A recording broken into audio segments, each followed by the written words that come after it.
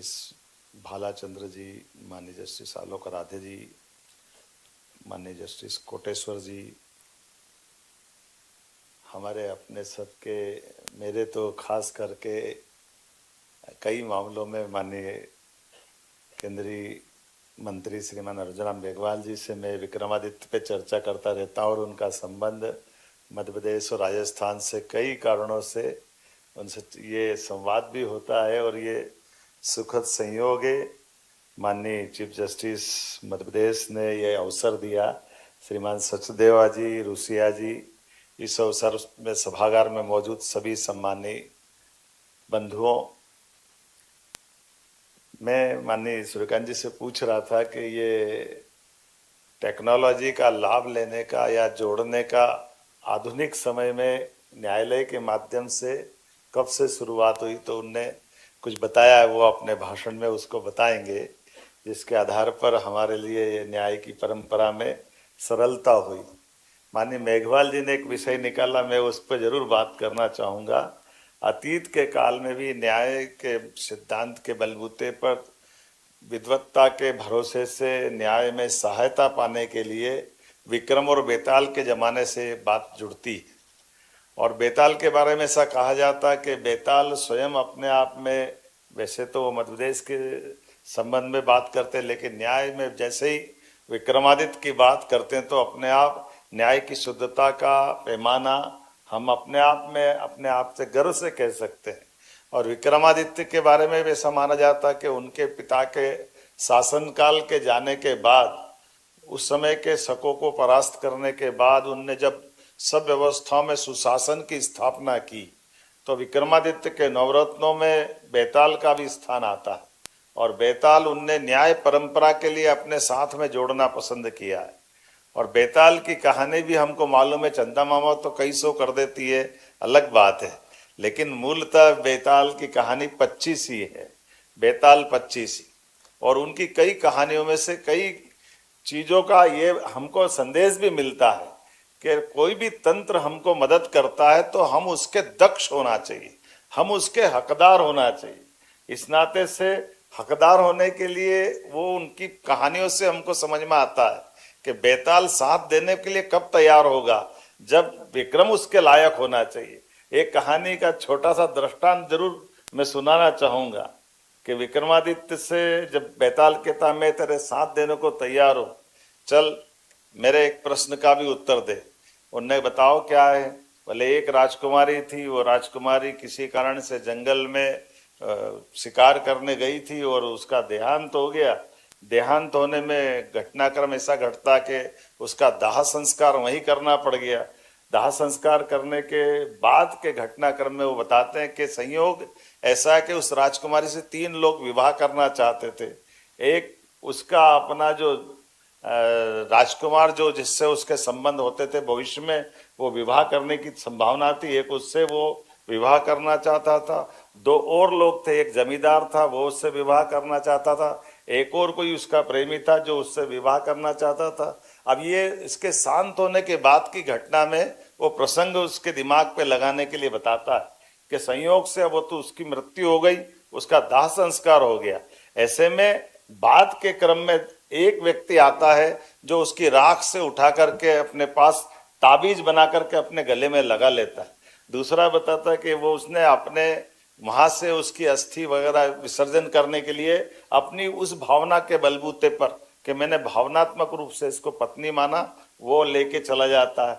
तीसरा एक और व्यक्ति है जो जहां दाह संस्कार हुआ वहीं पे झोपड़ी बनाकर रहने लग जाता है, जो वहां का बासिंदा है। अब तीनों के अपने अपने संबंध बनाने के तरीके हैं।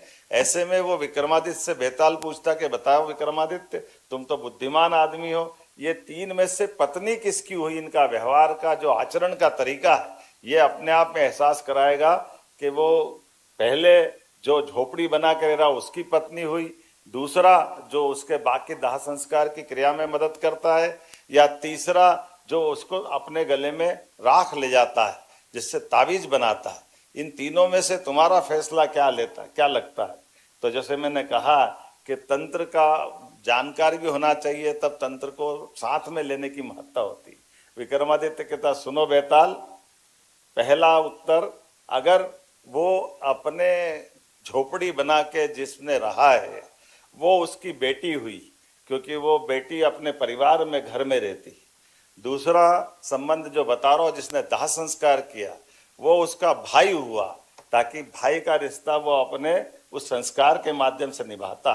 और जो 24 घंटे तावीज में बनाता वो उसकी पत्नी हुई। ये विक्रमादित्य काल का उस समय का दृष्टांत हमको तंत्र के साथ अपने योजना के बलबूते पर, काम के बलबूते पर, मंत्र के आधार पर, हमारी सात्विकता से, हमारी न्याय परंपरा की इतनी उज्जवल एक से बढ़कर एक उदाहरण है। माननीय प्रसन्ना जी ने होलकर यहीं पर महारानी होलकर का उदाहरण दिया, अहिल्या महारानी का, जिनके शासन काल में मूल रूप से वो तो किसान परिवार की थी, लेकिन किसान परिवार की होने के बाद भी शासन की सुव्यवस्थाओं में अपने बलबूते पर 5 जिलों का छोटा सा उनका राज्य था, लेकिन उस राज्य के बावजूद भी अपने निजी खर्च से, सांस्कृतिक रूप से देश हमारा एक है, तो तमाम प्रकार की सुविधा उन्होंने अपनी सीमाओं से बाहर जाकर, लेकिन निजी खर्च से, और शासन के तंत्र में अपने बेटे से, पति से, हर एक किसी से भी शासन के उस व्यवस्था में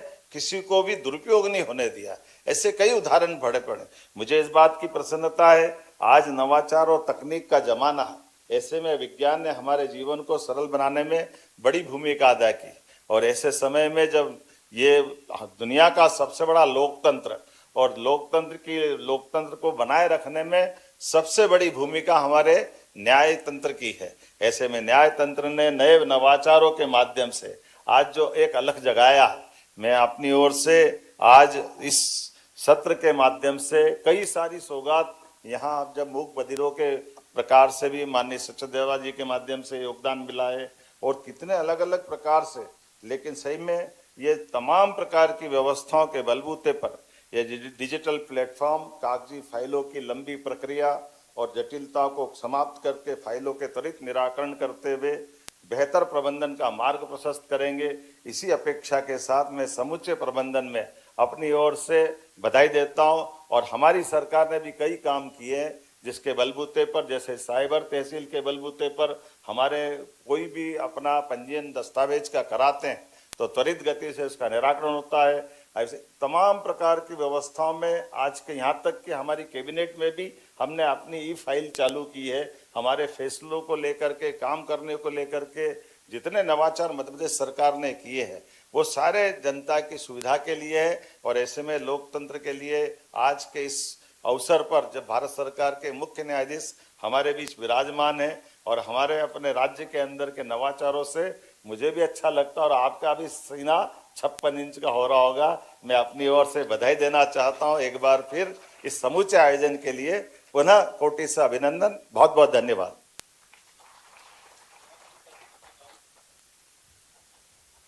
Thank you so much, sir, for the enlightening and inspiring remarks.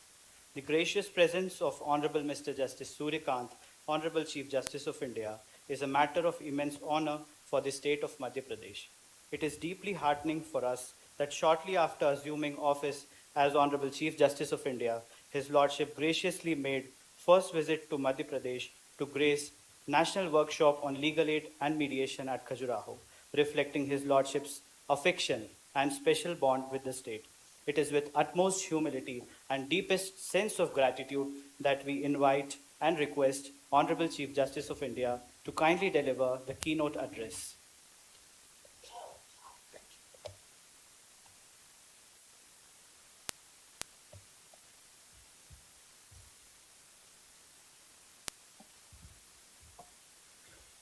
Dr. Mohan Yadav ji, Honorable Chief Minister of Madhya Pradesh, my esteemed colleagues from the Supreme Court of India, Justice Satish Chandra Sharma, Justice Prasanna B. Barale, Justice M. Koteshwar Singh and Justice Alok Aradhe, Shri Arjun Ram Meghwal ji, Honorable Minister of State for Law and Justice,